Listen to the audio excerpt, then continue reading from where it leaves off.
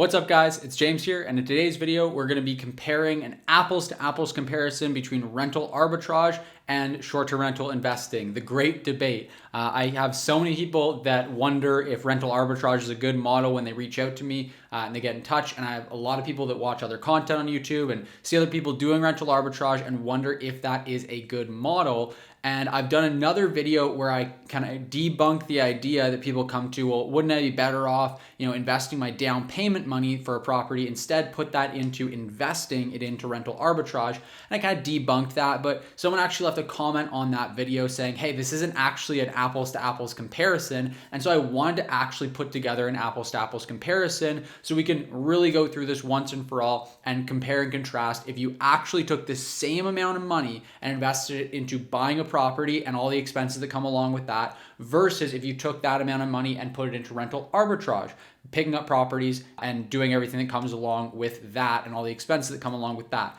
So we're going to compare and contrast the two of them. Now, before we dive into it, I just want to remind you there's a link in the description down below. There's actually two important links here. One is for a free training that we've just recently put together, my business and investing partner and I, on how to invest successfully in short-term rental properties. So if you are looking to buy short-term rental properties, you want to start investing in them and earn a really great return on your money, then I highly recommend you check out that free training below. We're also going to give you a free analysis tool so you can actually analyze properties for short-term rental when you sign up for that training, so make sure you check it out. And also for anyone here that is interested in starting an Airbnb business, managing other people's properties on Airbnb and earn a full-time income doing that, there's another link in the description down below. So I highly recommend you check that out. We're going to show you how to manage other people's properties, earn a six-figure income doing that without having to buy, rent, furnish any property. So it's not rental arbitrage. So I highly recommend that in the description down below. Let's jump into it. So the first scenario I want to look at is actually purchasing a property. So I'm going to actually use a real life example for this. This is a property that I recently purchased about a year ago. And so the total initial cash, we actually talked about this in a previous video here on the channel. The total initial cash was $165,000. And what that broke down to was $100,000 for the down payment, because it was a $500,000 property, saying 20% down. And then $60,000 for renovation, and then $5,000 for closing costs. Again, if you want the whole detailed analysis of this whole purchase, all the numbers, the breakdown of everything, that's in another video on this channel. But then the furniture and amenities were an additional $30,000 there. And then interior design and photography was another $1,000. So our total investment to actually get the property ready to go live on Airbnb was $196,000. Now, on that property, we got $120,000 back in year one through a refinance. So again, if you want the details of all that, that's in another video on this channel. But basically, we bought this property that needed renovation work. And if you're familiar with the BRRRR method that a lot of people use when they're investing in real estate, you basically buy a property that needs renovation, you do the renovation so it increases the value of the property, and then you can refinance the property at the higher value, the higher appraised value. So in our case, we bought the property for $500,000. We put $60,000 of renovation work into it because it was very outdated, needed a bunch of reno work. And then we got it reappraised at $650,000. So we were able to pull out $120,000 through a refinance. Year one cash back in actual profit for the property is projected to be about $70,000. We are currently 6.5 months in and currently at $48,000 in profit. Again, I break that down in another separate video on this channel and we go through all the numbers, but I'm not kidding. I know this number seems crazy, but this is why I think investing is so much better. Because you can get $70,000 on one property, and that's after accounting for all of our capital expenses, our carrying expenses, so the mortgage, taxes, insurance, all of our operational expenses, our software, our yard maintenance, our snow removal, our cleaning teams, absolutely everything. So, and that's also actually taking into account that we pay someone for guest communication and we pay someone to do our pricing optimization as well. So it's really, really hands off for me at this point. So that's our profit. Again, we're at $48,000 in the first 6.5 months. So I'm being very conservative in assuming that we're only going to bring in about another $22,000 over the next 5.5 months here. That'll bring us to 70, and we're well on track for that in bookings. We actually have a bunch of bookings over the next 12 months that will bring that money in. So year one total cash back through the refi and the profit is $190,000 of our $196,000 that we invested. So our remaining cash in the deal still after year one is $6,000 that we still have in the deal. And so that's basically, if you look at like our bank account before we bought the property versus a bank account a year after we bought the property, if no other money came into that bank account, there's just $6,000 less than there was a year ago. Year two and onward, our profit is going to be $70,000. So that's assuming no market growth, which the market has been growing by about 10 to 15% every single year consistently. But just staying conservative, we're just going to say $70,000 a year. We're obviously not going to have that refinance in later years. That's only something you can do once, or if we were to renovate the property again, we could do it, but we wouldn't really be able to because we already renovated the property. So it's already renovated. It's already, nicely done. So there's just not an opportunity to do another refinance. We could refinance the property later on down the road to pull out equity, but we're not going to force appreciation through a renovation again like we did here. And so additional returns that we are getting on this property are going to be the principal pay down, which is the pay down on the mortgage. So that $70,000 comes, our actual revenue on the property is about $150,000 over the course of the year. And then our part of that that's being deducted from that to get us to the $70,000 in profit is our mortgage payment. And part of our mortgage payment is obviously interest, but another part is principal. So annually, we're paying about $10,000 in principal pay down each year on that property, where the mortgage payment is about $2,500 a month. So about $10,000 a year. I'm averaging all this over a 10-year period.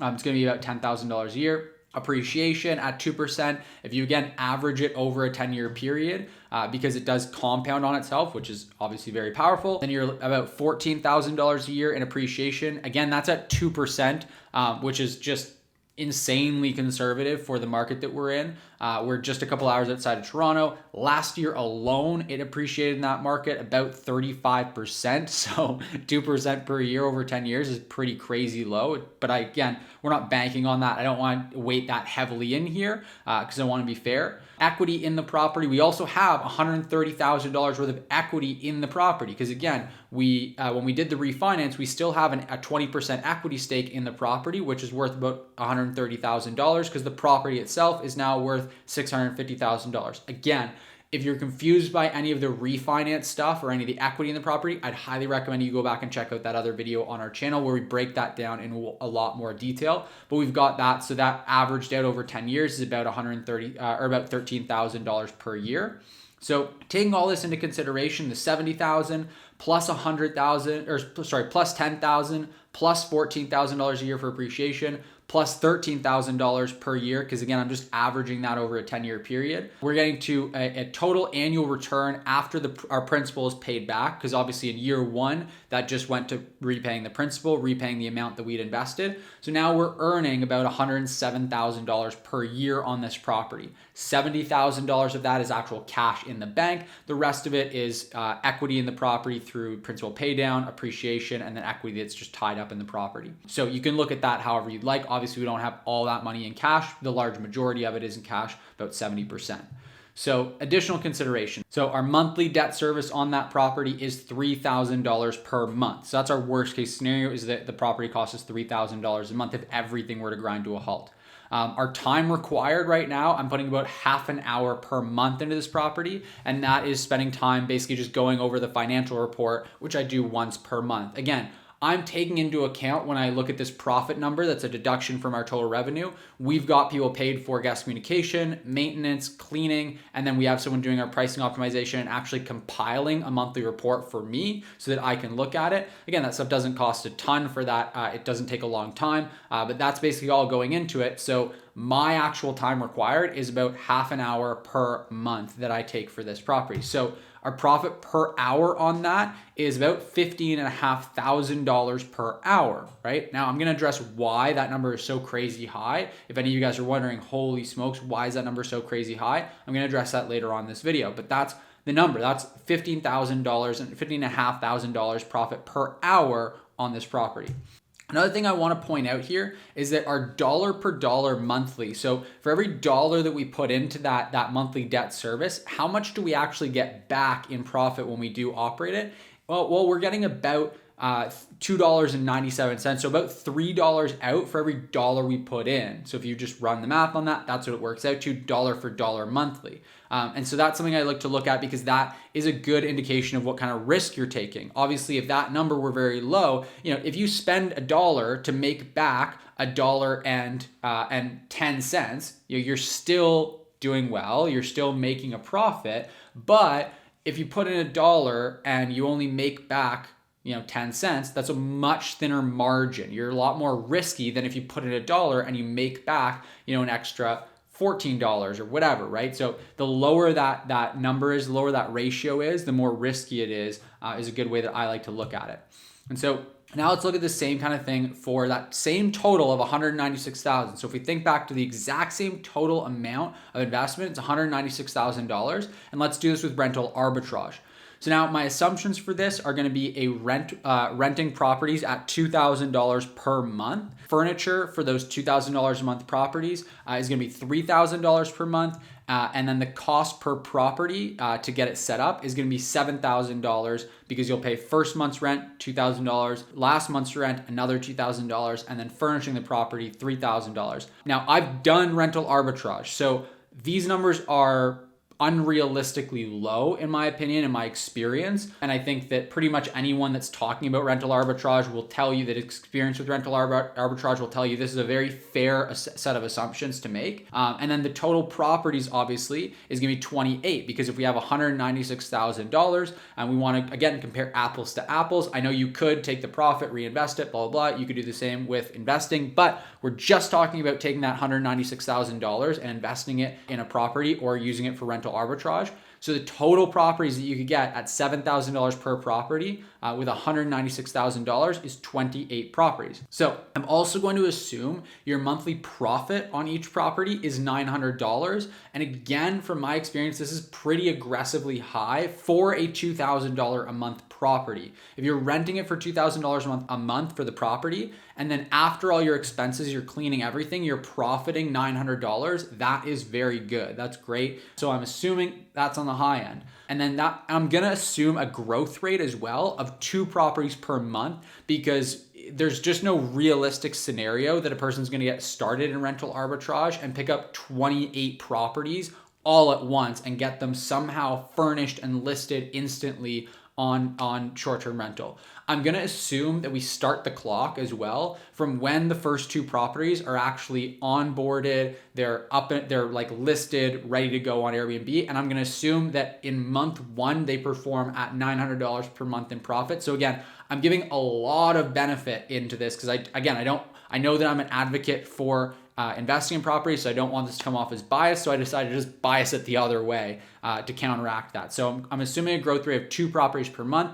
Again, that's going to be like relatively aggressive to continue growing at 2 properties per month every single month for more than a year, and also work out your operations of managing and operating 20 plus properties. Almost 30 properties, but we're going to assume a growth rate of 2 properties per month. Now, that means that your year 1 growth, you're only going to get to 24 properties in the first year. So you're going to have another 4 properties basically to bring on in the second year in order to get that whole $196,000 invested into these properties. So that means your year 1 investment is $168,000, and then your year 1 cash back at $900 per month per property with 2 properties per month. It means that actual cash that you get back, because obviously not all of those 24 properties are operating all year because you're only bringing on 2 per month. Your actual cash back is $140,400, meaning that you still have remaining cash in of $27,600. But obviously now you've obviously got 24 properties up and running, so the next couple months are going to be quite high income. So that's going to be repaid relatively quickly. I'll give it that. So then if we go into year 2, we have 4 more properties we bring on in year 2 to get to 28 in total. That's where we're going to stop because again, we want to limit ourselves to the 196,000 just to compare apples to apples. So the year 2 investment is just $28,000. That's just $7,000 for each property times 4 properties, $28,000. our year 2 cash back is going to be $300,600. So that's a lot better. Obviously, we're getting a lot more cash back because we started year 2 with 24 properties and then we grew to 28. So we're getting a lot more cash back, meaning that our year 2 profit after we pay back the year 2 investment and repay back the remaining cash we had in at the end of year 1 is $245,000. So actual profit in year 2 would be $245,000 in this scenario. Not bad, right? The total annual return after the principal is paid back, so year 3 onwards in this scenario, is going to be $302,400. So if you remember, our total annual return was about $107,000 if we were to buy one property, whereas if we're doing rental arbitrage with 28, we're actually going to get a total return, a total profit of $302,400. So about 3 times as much. So you'd look at that and you go, looks pretty good. And this is where I think a lot of people stop. This is where I think a lot of people stop actually thinking about it. And this is why I'm such a huge advocate for, hey, actually crunch the numbers, actually analyze it, actually consider everything, because so many people stop here and they don't consider anything else. So let's look here. Additional considerations here is your monthly debt service on this 28 property portfolio is $56,000. That means every single month you are liable not for $3,000 like you would be in the worst case scenario on an investment property, but for $56,000. That for most people, that means bankruptcy in a worst case scenario. It means you're completely financially ruined. That is a lot of money to have as a monthly overhead. So not only that, but your time required, and we're, again, I think this is aggressive. This 2 properties per month all year, if you're experienced and you've got a big portfolio, maybe, but if you're just starting out, to grow at 2 properties per month and keep compounding that every single month and operate them all, you're going to be at least 60 hours per week, at least 60 hours per week. So that's 240 hours per month as opposed to half an hour a month, right? Just let that sink in. You're literally spending 480 times more time to manage this portfolio versus manage the latter portfolio. So your profit per hour works out to $105. Whereas if you remember from the last scenario, it was $15,500 per hour versus $105 per hour. So again, sure, once you get this business established and you get it automated, you've got people in place for all the operations of it, sure, you can bring that profit per hour way up. But that's going to also, your total annual return is going to come down because you're going to have to pay someone to do this 60 hours of work per week. They've got to be quite competent as well. So you're going to probably pay at least $80,000 a year to get that stuff managed. So you got to remember your net number is going to come down pretty substantially when you do that. And it's going to take a lot more time. For the first couple of years, you can't just outsource someone like growing your business. So for the first couple of years, and if you average this out over 10 years again, you're still going to be a much lower profit per hour than investing.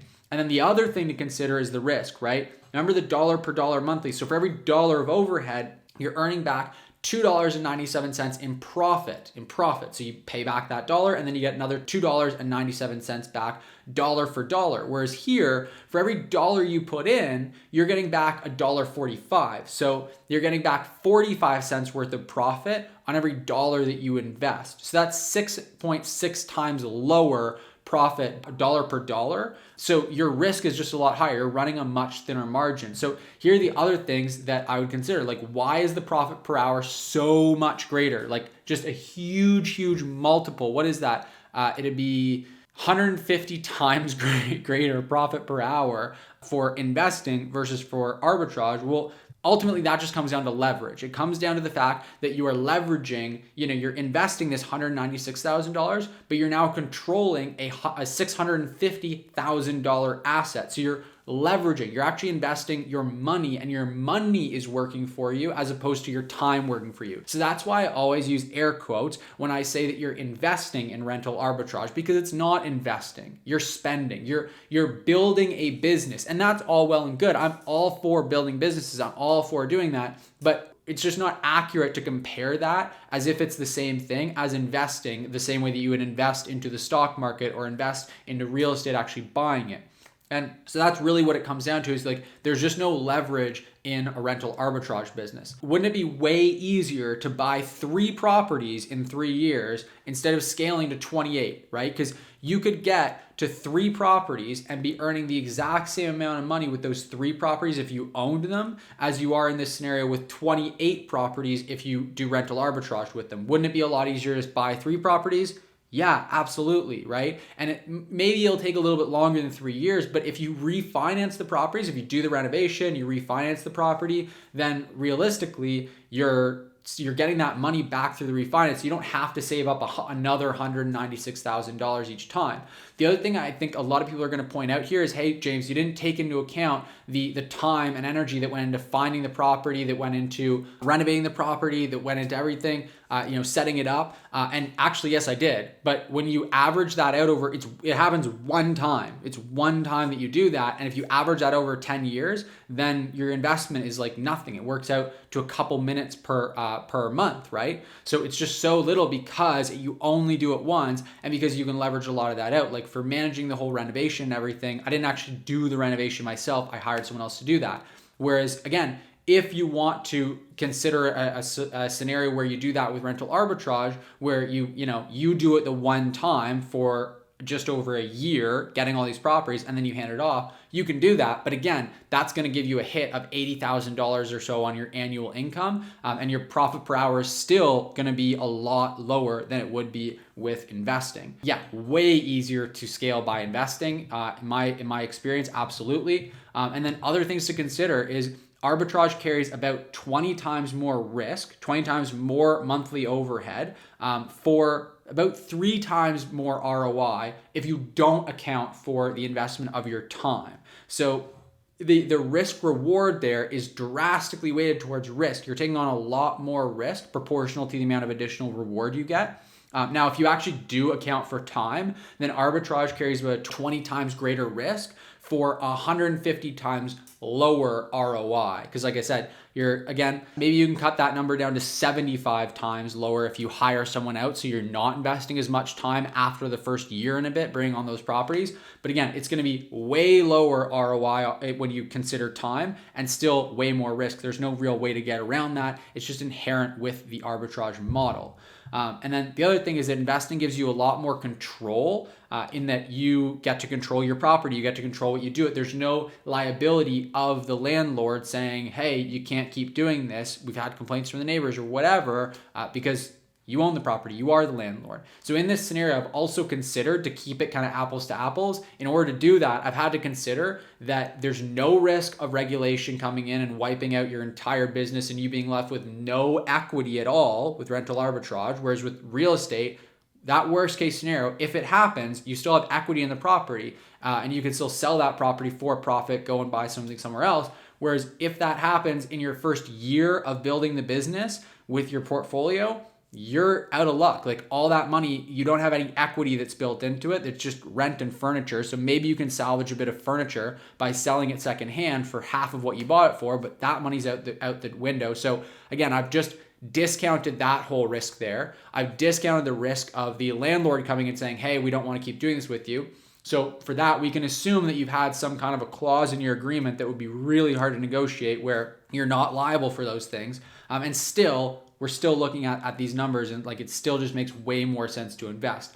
So it gives you way more control. You have better backup plans because you still have on most real estate investment deals, if you buy the right deals, you also have a backup contingency of going a long-term rental and still earning a decent profit. Whereas with rental arbitrage, maybe you could flip it as a long-term furnished rental and make a bit of profit. But again, you have to check that with your landlord unless you've got an agreement in place, which is just really difficult to negotiate. So, and then you also have just way better margins, like we talked about, 6.6 times better return dollar for dollar on your monthly overhead. And then the other consideration is, like, I don't understand why someone would want to go this route of rental arbitrage when management fee, if you just manage the properties for a percentage of the overall revenue, you have way less risk. You don't have any risk of capital because you don't have to invest any money into renting the property, first and last month's rent, furniture, any of that. So there's no capital you have risk. And then there's also similar cash flow. Like on a good management fee model property, you're earning $700, $800 per property.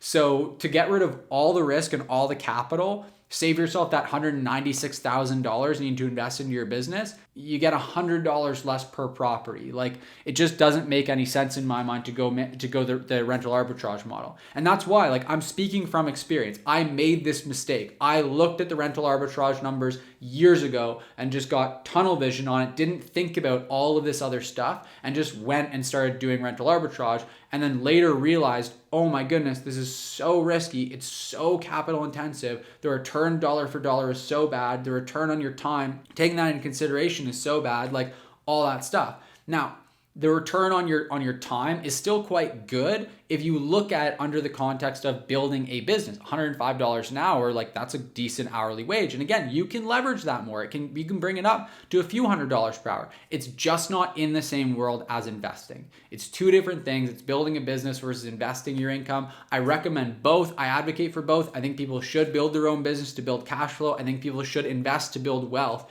But I just think that a lot of the time we conflate those two in this space, and it's really important to kind of separate them out and see them as the very different animals that they are. Hopefully you got value from this. I know this is a long video, but I wanted to really go into detail here and provide as much value as I could and as much insight as I could. You might disagree with me. If so, let me know in the comment section down below. I'd be interested to hear your thoughts. If you do want to learn more about exactly how to invest in short-term rental properties and actually buy them, own them, get these great returns, and not be taking a huge risk, then I highly recommend you check out the free training that is linked in the description down below. We're also going to give you analysis tools. So again, all that stuff is free. It's in the description down below. If you do want to build a business, you want to build cash flow, you don't have the $168,000 to invest right now, then we've got a training for that as well. So that's our training on how to earn a full-time income managing other people's properties on Airbnb. Again, that's a fantastic place to start. That is where I really built my business after realizing the flaws with rental arbitrage.